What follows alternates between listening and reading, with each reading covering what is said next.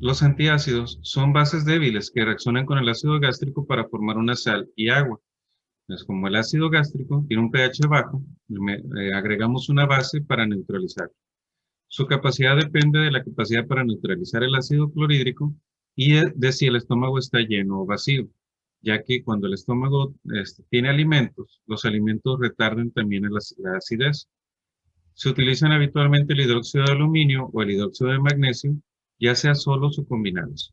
Entonces, el famosísimo Melox es un ejemplo de estos dos, es hidróxido de aluminio y magnesio. Otro puede ser el carbonato de calcio, que se reacciona con el ácido clorhídrico para formar dióxido de carbono y cloruro de calcio. El carbonato de calcio es como los TUMS, no sé si los han visto, que aparecen dulcecitos, que son así como de colores, esos son los TUMS, ese es carbonato de calcio. Y la absorción sistémica de bicarbonato de sodio puede producir una alcalosis metabólica. Entonces, depende cómo lo vamos a utilizar. De estos, todos son de uso común, todos son de venta libre, y más que nada va a depender, su uso va a depender de cómo lo va a consumir el paciente. Como les digo, el Melox, todos lo conocemos, yo creo que todos lo hemos tomado en alguna ocasión. El carbonato de calcio, pues son los TUMS de ese tipo de medicamento. Y el bicarbonato de sodio, mejor conocido entre nosotros como el Alka-Seltzer o la sal de uvas. ¿Ok? Eso es bicarbonato de sodio. Y se usa principalmente por el efecto que tiene de neutralizar el ácido en el momento, o sea, cuando cae en el estómago. Eh, en el caso, por ejemplo, del bicarbonato de sodio, ya sea Alka-Seltzer o sal de uvas, si alguna vez lo han tomado, bueno, el Alka-Seltzer viene también mezclado aparte con ácido acetilsalicílico. Por eso lo recomiendan mucho para las crudas, ¿eh? Para ese malestar estomacal, para ese consumo excesivo de alcohol. E imagino que ustedes no deben de tener ningún problema con eso, ni lo conocen.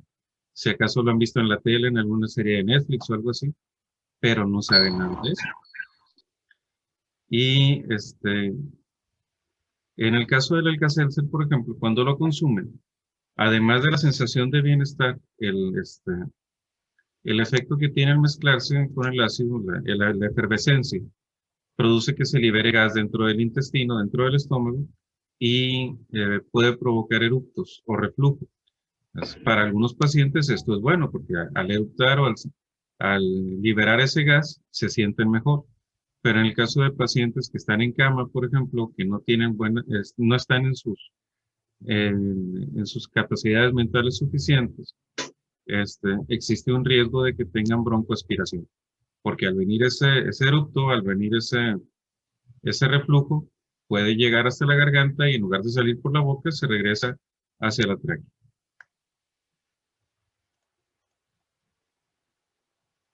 De los efectos adversos que pueden tener estos medicamentos, el hidróxido de aluminio tiende a provocar estreñimiento y el hidróxido de magnesio tiende a provocar diarrea. Por eso es tan común ver el efecto combinado, porque los dos tienen un efecto benéfico en lo que se refiere a la acidez y los efectos secundarios se anulan mutuamente, por eso los usamos mucho combinados.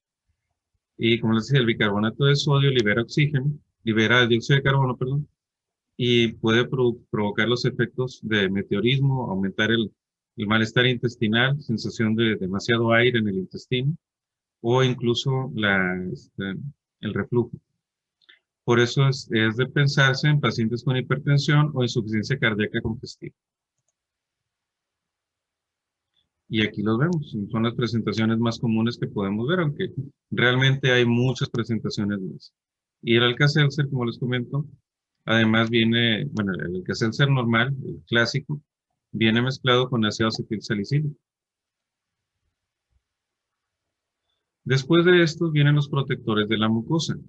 Estos son muy efectivos, sobre todo en aquellos pacientes que ya tienen una úlcera diagnosticada o que tienen antecedentes de úlceras recurrentes, porque estos favorecen por diferentes mecanismos la protección de la mucosa y previenen su lesión, al tiempo también que reducen la inflamación y curan úlceras existentes. Dentro de estos, el más común o el más fácil, el más utilizado es el sucralfato.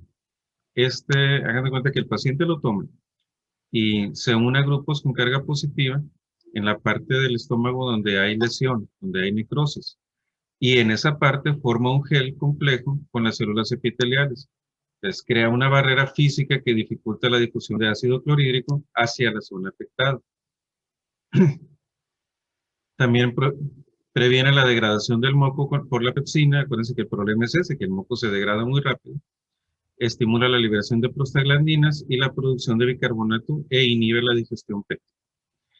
Por eso también es eficaz en úlceras duodenales, aunque no debe administrarse con otros antagonistas H2 o otros antiácidos. Entonces, estos medicamentos, el sucralfato sobre todo, lo tomamos, pero va y trabaja donde está la lesión.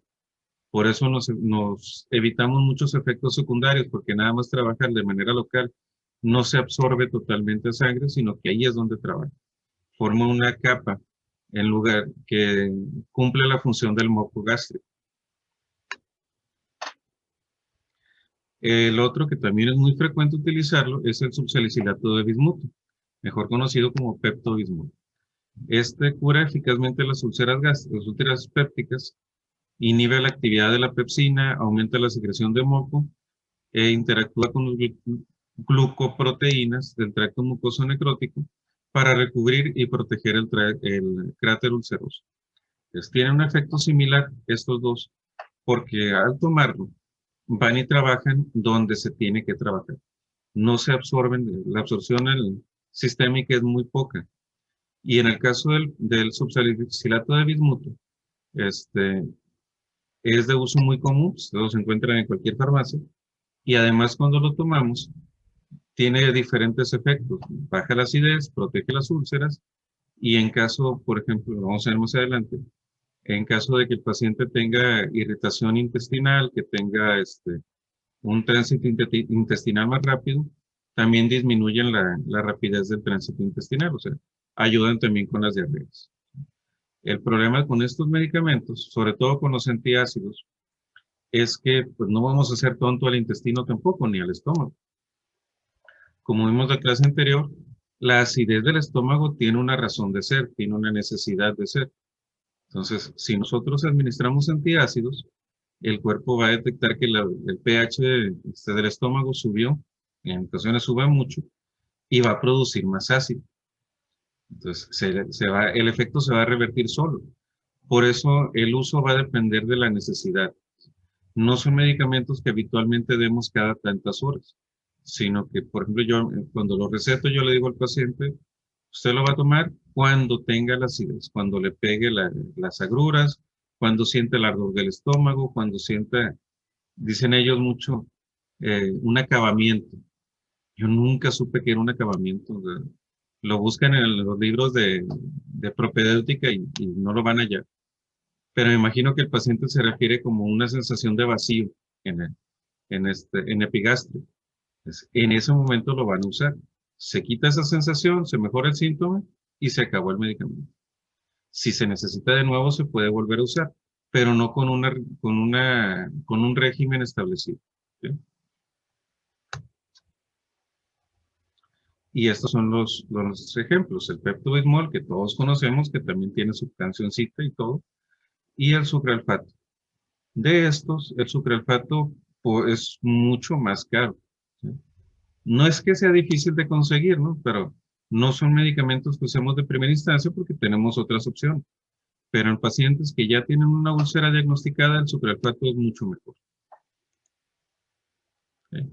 Ahora, ya vimos los medicamentos indicados para la acidez, para problemas de acidez, ya sea por úlceras o por hipersecreción, etc. Vamos a pasar. Ah, sí, de hecho, me comentan que una vez a uno de sus compañeros le dieron un medicamento masticable. De hecho, la presentación clásica del Pepto-Bismol es esta, ¿no? Es en soluciones, es un jarabe. Pero el Pepto-Bismol lo encontramos en muchas presentaciones, dentro de ellas tabletas masticables. El efecto es el mismo, lo que estamos buscando es lo mismo. Y tiene muchos usos, como les digo, no nada más es para la acidez, también disminuye el tránsito intestinal, mejora las molestias locales, etc. Pero suele ser el mismo medicamento, pero en presentaciones diferentes. Ahí les comento. Ya vimos lo que es la acidez y los problemas del estómago, los gástricos. Ahora vamos a ver lo que se refiere a los problemas de la movilidad intestinal. Acuérdense, el tubo digestivo es un tubo, tiene una entrada y tiene una salida. Todo lo que entra por la entrada tiene que salir por la salida o se tiene que absorber en el camino. No hay más que de esas dos vías, ¿no? Cuando entra o se absorbe o se va de frente. Ahí no hay problema.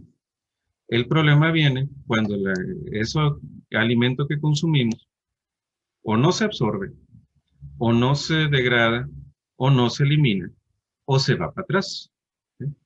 Entonces, todo lo que se refiere a problemas de motilidad intestinal se reduce principalmente a eso, un alimento que no se absorbe, o sea, que no entra, ese nutriente no entra a la sangre y provoca que la motilidad intestinal se acelere o se regrese. ¿Sale? ¿Se acuerdan cuál es el punto de no retorno del tubo digestivo? Tenemos, como les digo, una entrada y una salida. Pero ¿en qué punto del tubo digestivo el alimento ya no se va a regresar? Ya se tiene que ir para adelante. ¿Se acuerdan?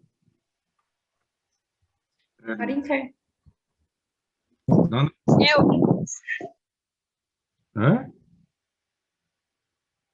A ver, otra vez. Se les tomó. No.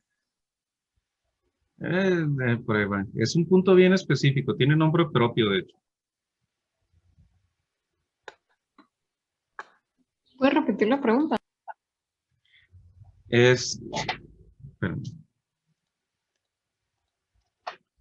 Bueno, es la parte del tubo digestivo donde pasando de ahí el alimento ya no se va a regresar. Ya no se puede vomitar.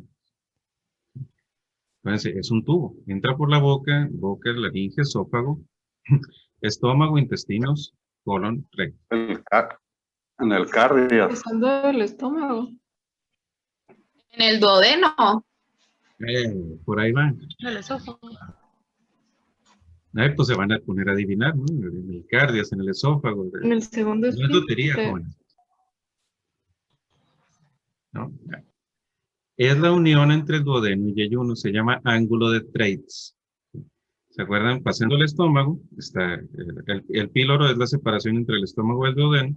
El duodeno tiene cuatro porciones y hace como una C, hace como una curva.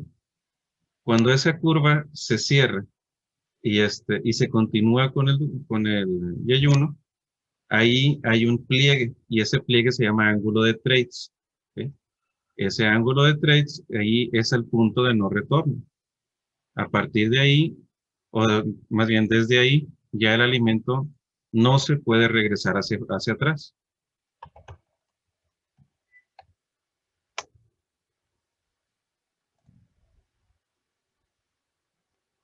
Espérame un tantito.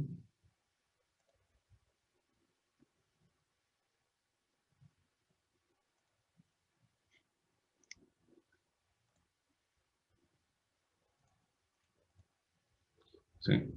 Entonces, aquí está el cardio, cardias. Ya no se llama cardias, el píloro. Perdón. Entonces, son las 4 porciones del duodeno. Y aquí es la unión del ángulo del duodeno con el yeyuno. Aquí es donde tenemos el ángulo de Treitz.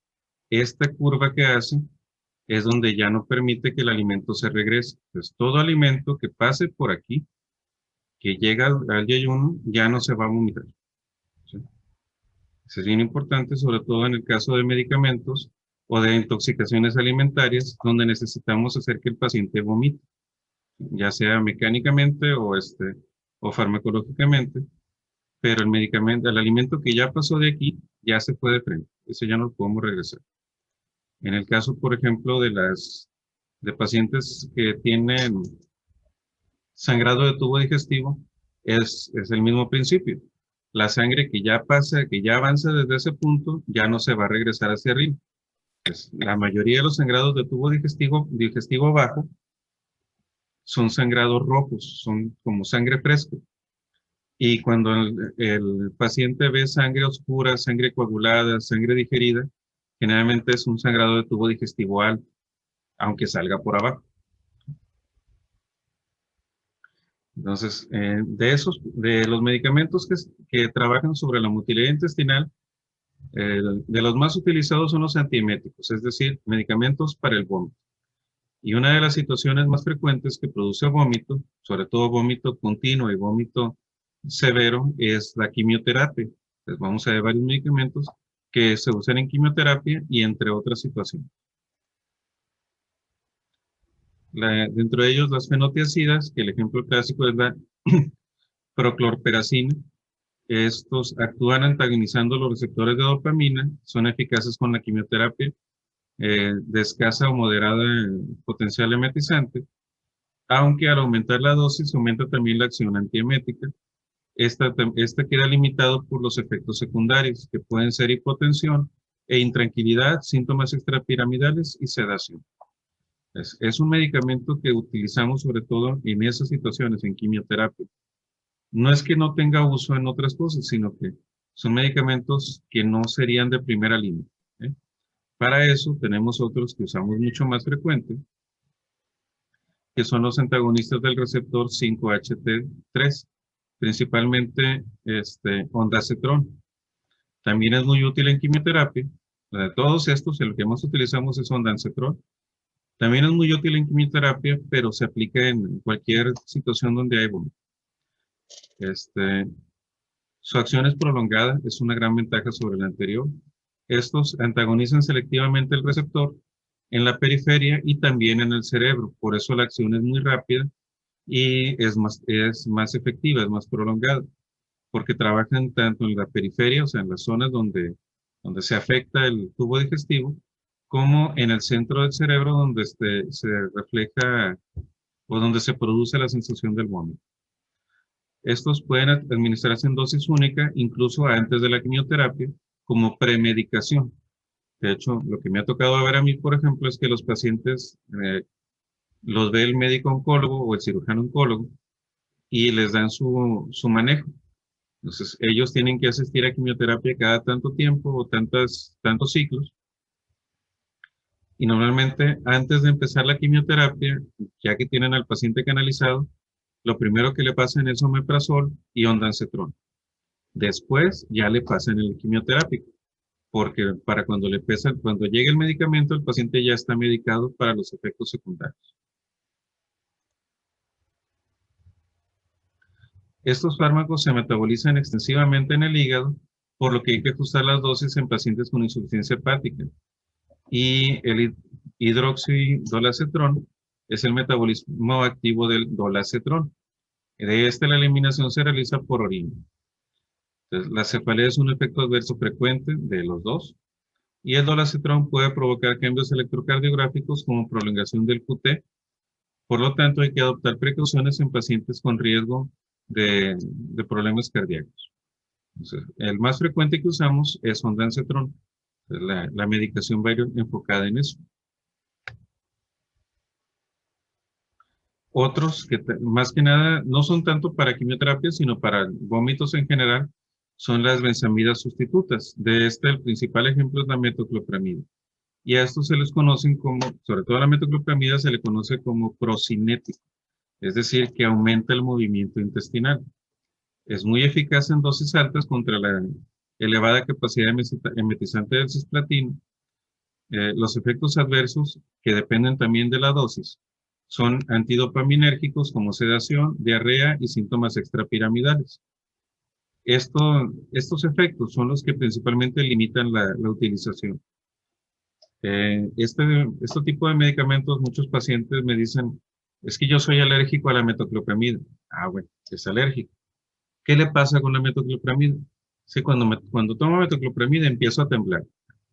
No es que sea alérgico, sino que ese temblor, esa ansiedad, esa sensación de no estar quieto, es un efecto secundario dependiente de la dosis. Hay pacientes que con dosis bajas ya tienen efectos secundarios y no lo podemos utilizar. Pero como depende de la dosis normalmente, si empezamos con dosis bajas y esa dosis baja ya nos ayuda con el problema del vómito, ahí nos quedamos, sin tener que aumentar la dosis y sin tener el riesgo de efectos secundarios. Además, al ser un procinético, Es un medicamento que nos puede ayudar también en el síndrome de intestino irritable, por ejemplo, donde hay dolor, donde hay mucha distensión intestinal, porque se forma mucho gas en el intestino y la metoclopramida le va a ayudar al paciente a tirarlo para afuera, a echarlo para adelante. Entonces, Doctor, disculpe, entonces al hablar de fármaco procinético, es como, o sea, es como, ay, perdón el gas, es como que mejora el tránsito intestinal, o sea, la velocidad y el vaciado de los esfínteres. sí, esa es la idea. Es un medicamento Mande. que va a trabajar sobre los esfínteres y sobre el tracto gastrointestinal. Entonces, va a hacer que el estómago, el píloro, se abra más rápido. Eso va a dejar caminar el alimento más allá del abdomen, más allá del estómago, y va a hacer que todo el tracto digestivo trabaje más rápido.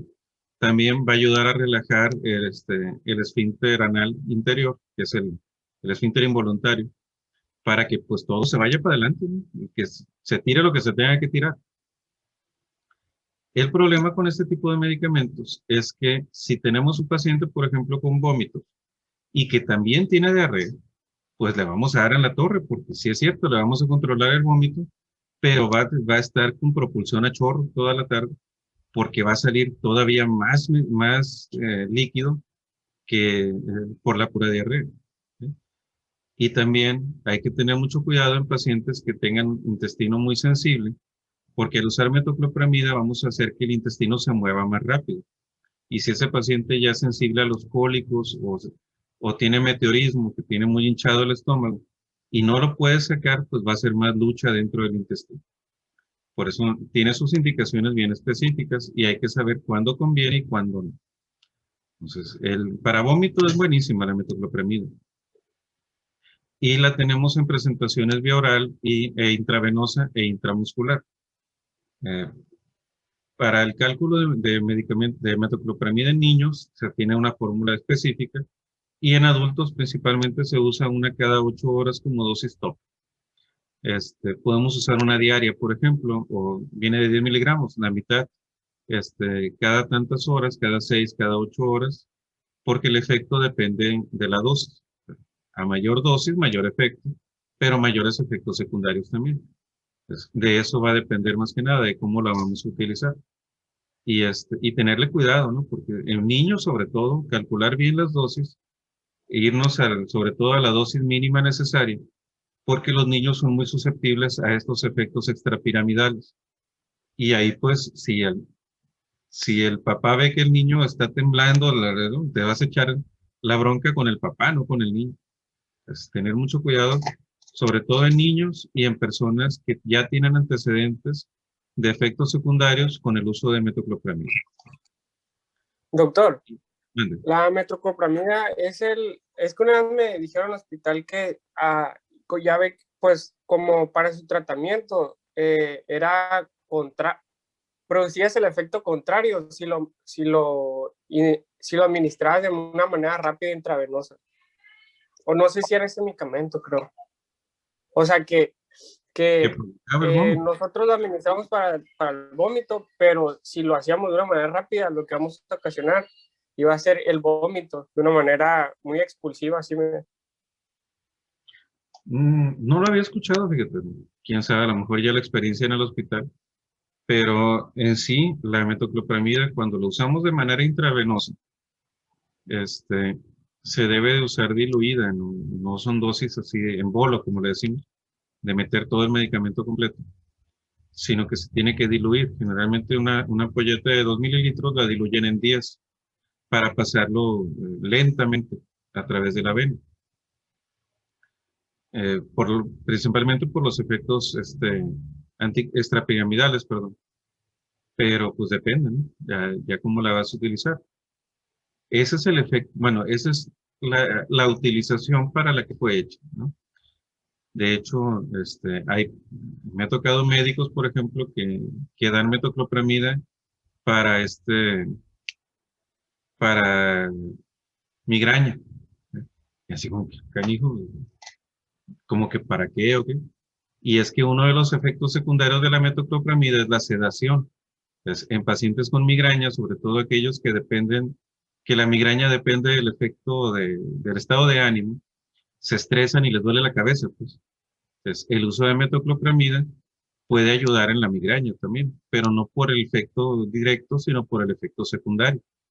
Si además el paciente tiene migraña y frecuentemente con la migraña le vienen vómitos, ya conoce que le vienen vómitos, pues lo vas a utilizar con más confianza.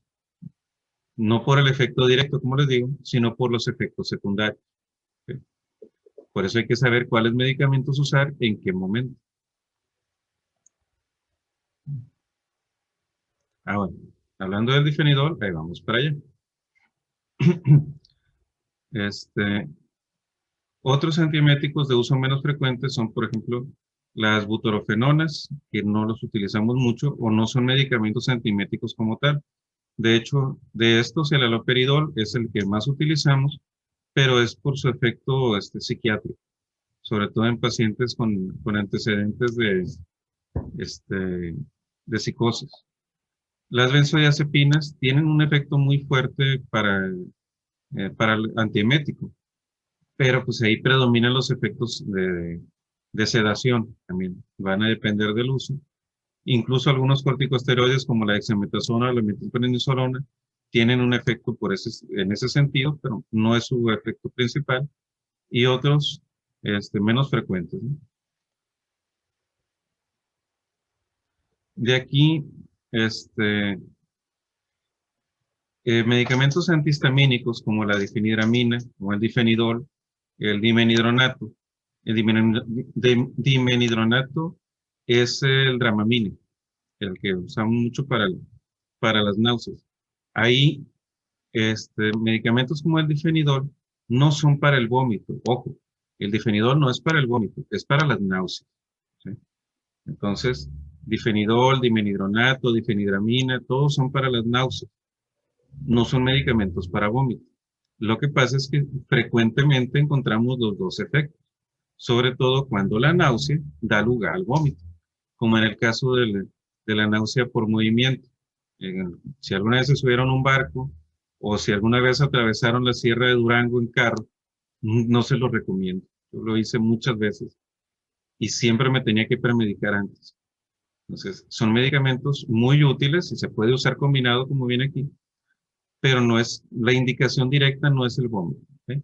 Entonces, paciente que venga con vómito sin náuseas no necesita un bloqueador H1, ¿okay? Como estos que vimos ahorita. Lo que necesita es un procinético. Paciente que tiene vómito secundario a las náuseas, entonces sí, y son muy útiles, ¿okay?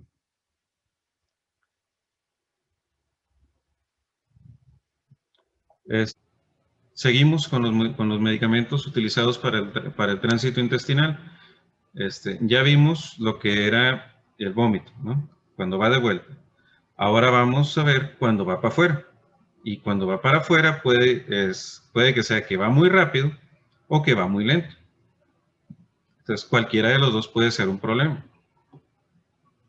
Y los antidiarreicos se usan para el aumento de la motilidad del tracto gastrointestinal y la disminución de absorción de líquidos, que son los principales factores que intervienen en la diarrea.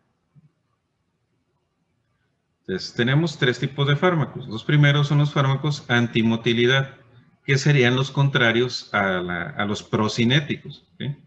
De el difexonolato, difenoxilato y la loperamida son de los más frecuentes.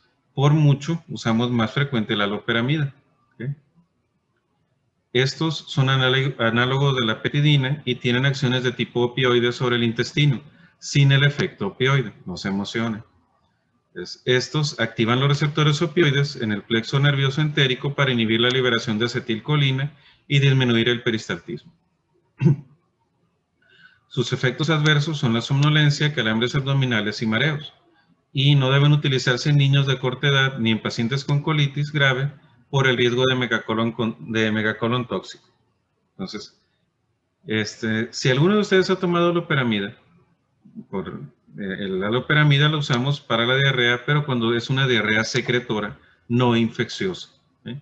Una diarrea secundaria a un alimento en mal estado, secundaria a otros efectos de medicamentos, por ejemplo, pero que no tiene un origen infeccioso, ¿sí? que no es una diarrea viral, ni parasitaria, ni bacteriana. Y la loperamida, si ustedes la ven, es una pastillita así bien chiquita, pero pues no es chaparrita, que no sea violenta tampoco, ¿no? Entonces hay que tenerle cuidado, ¿ok? Por experiencia se los digo. La indicación de la loperamida, viene en tabletas de 2 miligramos, es tomar una cuando la compren, ¿sí? Tienen chorro, tienen diarrea y saben que no hay infección, no hay fiebre, no hay cambios en la popó, o sea, es más líquida, pero no tiene moco, no tiene sangre, no hay síntomas generales, es nada más agua y agua y agua y agua, ¿sí? Entonces, van a la farmacia y se compran la loperamida. La caja viene de 2 miligramos en tabletas en blister de 10. Se toman, en cuanto la consiguen, se toman una o dos, así, a bote pronto. Y se van a tomar otra cada vez que hagan diarrea. Entonces, no tiene un uso de cada tantas horas, sino que la van a usar cada vez que hagan diarrea. Pero en cuanto empiecen a notar que la diarrea ya es menos frecuente, que el bolo tiene más forma, que de ahí tardan más entre una y otra deposición, ahí se suspende. Porque si no, lo que va a pasar es que la siguen tomando la loperamida y primero estaban haciendo 2 o 3 veces al día y después van a pasar 2 o 3 días sin hacer, ¿no? Entonces es muy fácil que pase. Y si Por eso esas veces son, son muy seguidas, no puede llegar a causar por la dosis. No, de hecho, por eso la primera toma es en cuanto la consiguen, en cuanto tú la tienes en la mano. Tomas la primera y si a la media hora o a la hora tú vas al baño, vas a hacer del baño y te vas a tomar otra con mucha agua.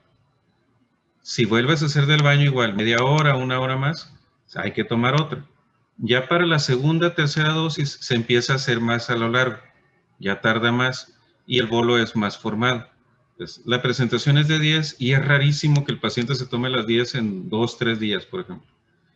Entonces, lo que pasa es que el efecto empieza a trabajar muy rápido, pero se tiene que ir, tiene que llegar al intestino para empezar a trabajar. Entonces, no hay una hora o no viene en la guía que sea cada tantas horas, sino que es dependiendo de la necesidad. Con esa indicación, cuando empiezan a notar que cambia ya para el otro lado, mejor ahí la dejan, porque luego ahí sí se van a pasar varios días sin hacer del baño. Otros medicamentos que también son antidiarreicos funcionan como absorbentes, y de estos, como vimos anteriormente, está el subsalicilato de bismuto, que es el Pepto-Bismol, la metilcelulosa y el hidróxido de aluminio. Pues, estos ya los habíamos visto anteriormente. ¿Por qué te pones violenta, Arlet? Es que el gallo no se calla. Pues dile que se calle, háblale bonito. Si no lo haces caso y ya se acabó. Ya le hablé de todas las maneras. No sé. Bueno, estos medicamentos actúan por absorción de las toxinas o microorganismos intestinales o recubriendo o protegiendo la mucosa intestinal, como ya vimos anteriormente. Entonces, además de trabajar en el estómago para disminuir la acidez, cuando pasan por el estómago, cuando se van derecho del estómago, no se absorben al intestino, o sea, no entran a la circulación, sino que el efecto lo siguen haciendo en la luz intestinal y van cubriendo esas partes donde está irritado, donde hay lesión, para ayudar a que se absorba mejor el líquido. Si se absorbe el líquido en el intestino, ya no sale para afuera, ya no se va por la diarrea, pues. Además, ayudan con los síntomas intestinales en general. Son menos eficaces que los anteriores, pero pueden interferir en la absorción de otros fármacos, pero son más seguros, ¿sí? Entonces, el hecho de usar metoclopramida, como les digo, puede ser un poco difícil. El uso de la loperamida no está indicado en casos cuando hay infección y en casos, el uso de la loperamida debe de ser en casos bien identificados donde podamos dar un seguimiento. Y en cambio, el uso de Pepto-Bismol y de Melox, pues va a ser en cualquier caso. No va a ser un efecto muy grande, pero le va a ayudar en algo al paciente. Y por último están los fármacos que modifican los fluidos y el transporte hidroelectrolítico. De estos también entra el subsalicilato de bismuto, que disminuye la secreción de líquido hacia la luz intestinal. Pues una diarrea, por ejemplo, por E. coli enterotoxigénica, que hace secreción, o sea, más que en lugar de que el intestino absorbe el líquido, el intestino produce líquido, y eso hace que se pierdan muchos electrolitos. Entonces, este tipo de medicamentos ayudan principalmente en eso también, porque inhiben la secreción desde el intestino, es decir, el intestino no va a perder. Su acción puede deberse al componente del salicilato y a la acción de recubrimiento. El efecto adverso principal es que producen lengua y heces negras. Entonces, esto no solamente porque se ve feo, ¿no? Porque el paciente se va a asustar, sino porque las heces negras también nos pueden hacer pensar en un sangrado de tubo digestivo alto, ¿sí?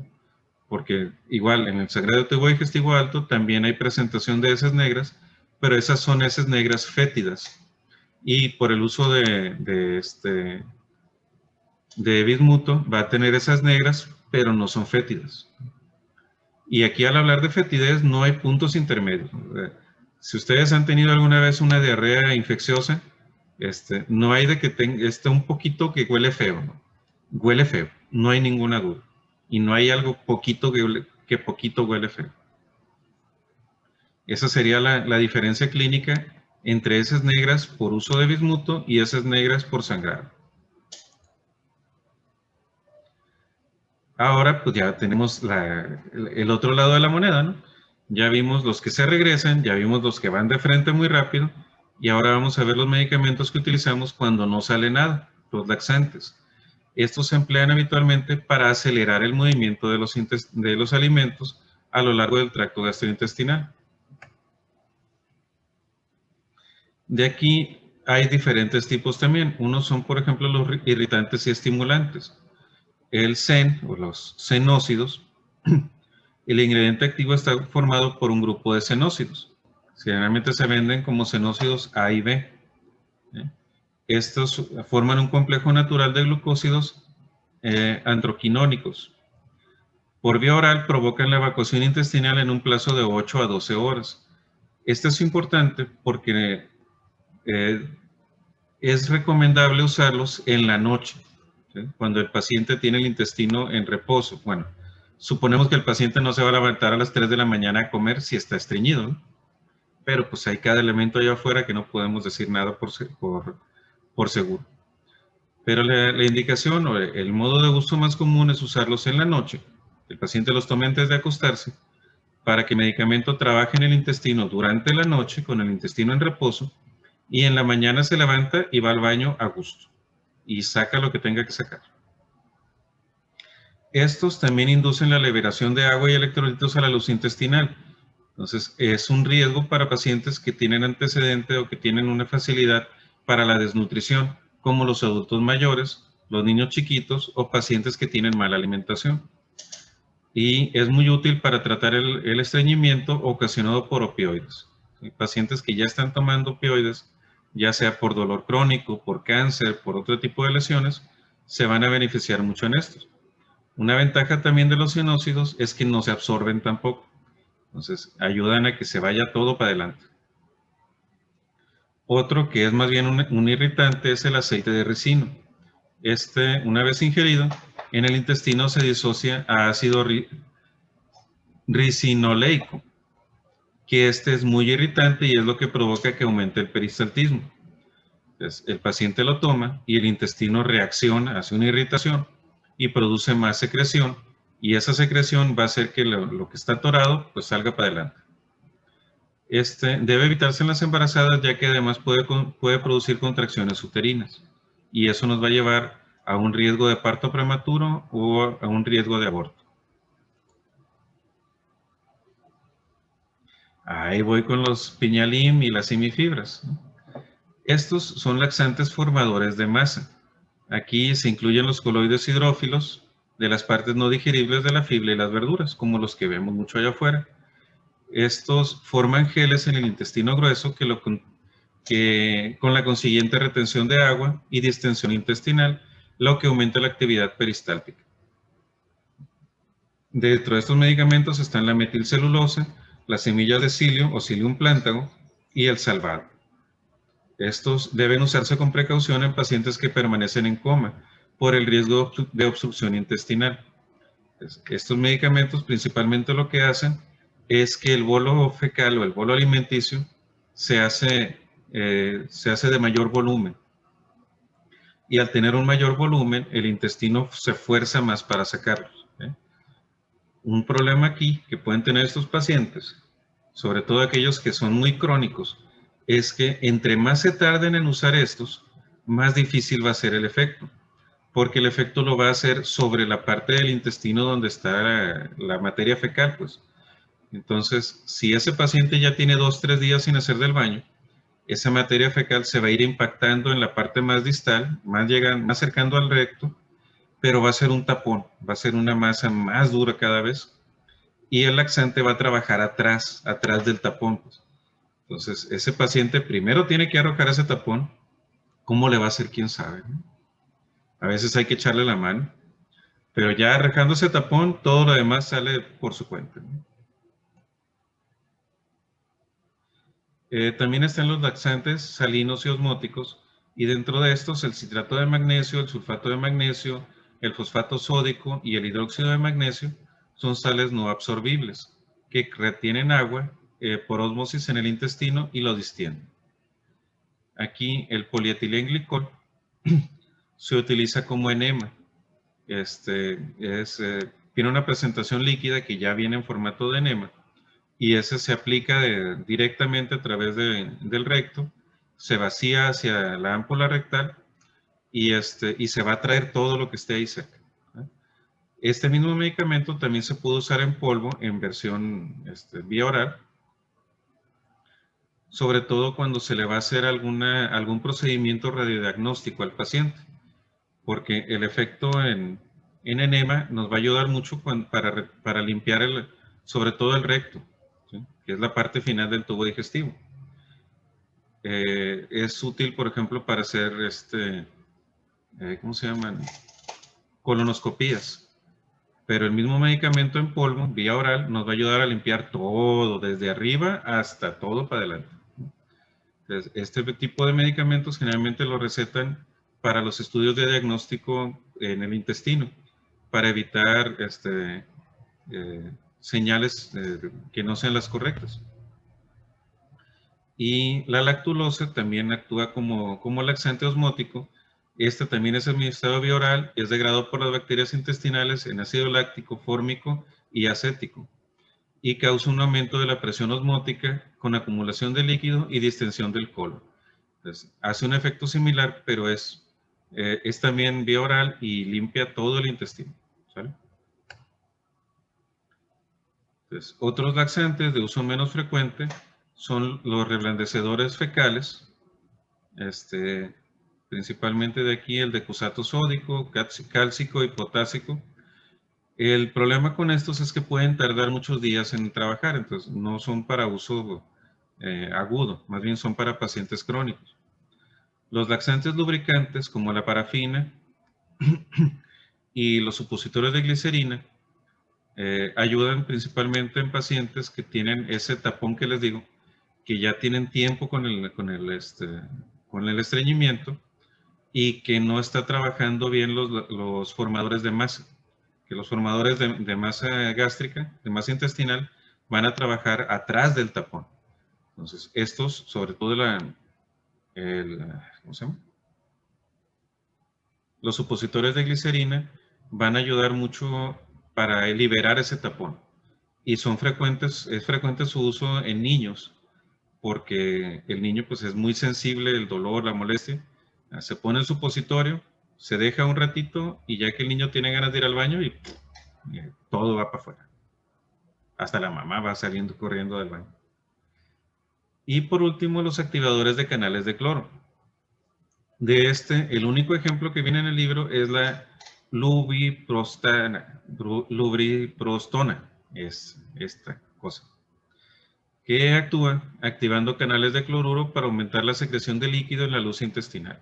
La verdad, con yo no tengo ninguna experiencia, no lo había conocido antes, pero pues está en el libro como medicamento nuevo y por eso lo quise agregar también. De estos, por mucho los que más utilizamos son los supositorios de glicerina y de ahí los de parafina, pero son más raros de encontrar y el efecto es muy similar. Además, la parafina cuando se usa por vía oral se tiene que usar con el paciente de pie para evitar el riesgo de broncoaspiración o de neumonía, ¿sí?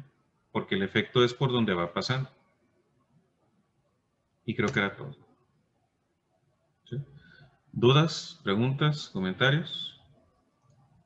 Doctor, los medicamentos, pues los laxantes pueden, o qué otro grupo de medicamentos se puede utilizar en pacientes que tienen distensión abdominal por flatulencias, que no pueden sacarlas, pues, ya sea por que estén postrados o que tengan poca movilidad.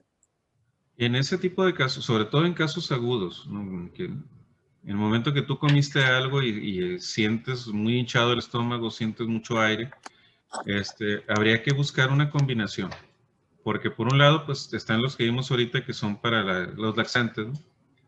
Si llega a ser muy intenso el problema, pues se puede utilizar la glicerina y sale el tapón. Pero en caso que el problema sea más arriba, más en el intestino, convendría más usar un procinético como la metoclopramida para ayudar a que avance, combinado con un formador de masa o con un laxante como los senócidos, ¿sí? Ahí el principio es el mismo. El principio es que lo que entra al intestino tiene que salir o se tiene que absorber. Lo que no se absorba y no salga se va a atorar, se va a quedar adentro. Hay otro tipo, bueno, ahí ya cabría la necesidad de usar otro tipo de medicamentos también que nos pueden ayudar de manera sintomática, como la butildosina, que nos va a ayudar para los cólicos, la trimebutina, que ayuda para que no se forme gas en el intestino. ¿Qué otra cosa? Los mismos, ¿cómo se llaman? El bismuto, el hidróxido de aluminio, que son sintomáticos más que otra cosa. Pero va a depender de eso. O sea, si el paciente no saca lo que tenga que sacar, ahí se va a quedar el problema. ¿Sí? Por eso, en esos casos sí tenemos que hacer una buena análisis clínico, una buena semiología, para saber realmente cuál es el problema. ¿Sí? Otra nota. Los antibióticos no son para dolor, los antibióticos son para la infección, como vamos a ver la semana que entra y la que sigue. Entonces, los antibióticos, a mí me han tocado muchos pacientes que me dicen, doctor, es que me dolía mucho la panza y me tomé un metronidazol. No se toma para eso, no es para eso. No le puedes pegar a los pacientes, no le puedes pegar a los pacientes, no le puedes pegar a los pacientes. Y pues no, ya se lo tomó, bueno, ni modo, no se lo puedo ir a sacar. Sí podría, pero no, mejor no se lo voy a sacar. Entonces, ¿qué voy a hacer? Pues voy a tratarlo sintomáticamente. ¿Sí? Si además el paciente me dice, tengo diarrea y me duele el cuerpo, tengo calentura, la popó tiene moco, la popó tiene sangre, bueno, ahí ya no entra la loperamida porque es una diarrea de origen infeccioso. ¿Sí? Acuérdense, la loperamida es para diarrea de origen irritativo, ¿sí? O por intoxicación alimentaria.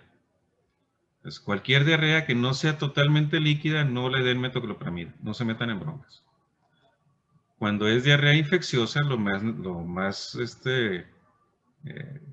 lo que requerimos es que saque todo lo que tengan que sacar. Y ahí el detalle va a ser reponer líquidos. ¿Sí? No quitar la diarrea, sino reponer líquidos. ¿Sale? No sé si hay alguna otra duda, alguna pregunta. ¿Va a subir la clase hoy, doctor? Muy probablemente lo suba cuando me acuerde. Probablemente en la noche o mañana. ¿Okay? Es muy probable que lo suba en la noche o mañana. Pero igual pues, la tengo que cortar así como la anterior, pues, para que no quede tan larga. ¿Sale? ¿Alguna duda? Doctor, mañana ¿qué es lo que vamos a ver? ¿Cómo? Mañana no hay. Ah, ok. Gracias.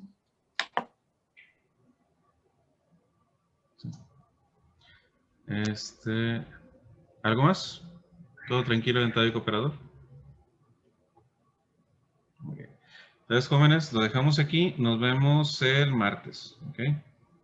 Cuídense mucho, pórtense bien, celebren a su mamá, traigan orgullo a su casa. ¿Sí? Y pues cuídense mucho. Bye. Gracias igualmente. Gracias, Nos vemos.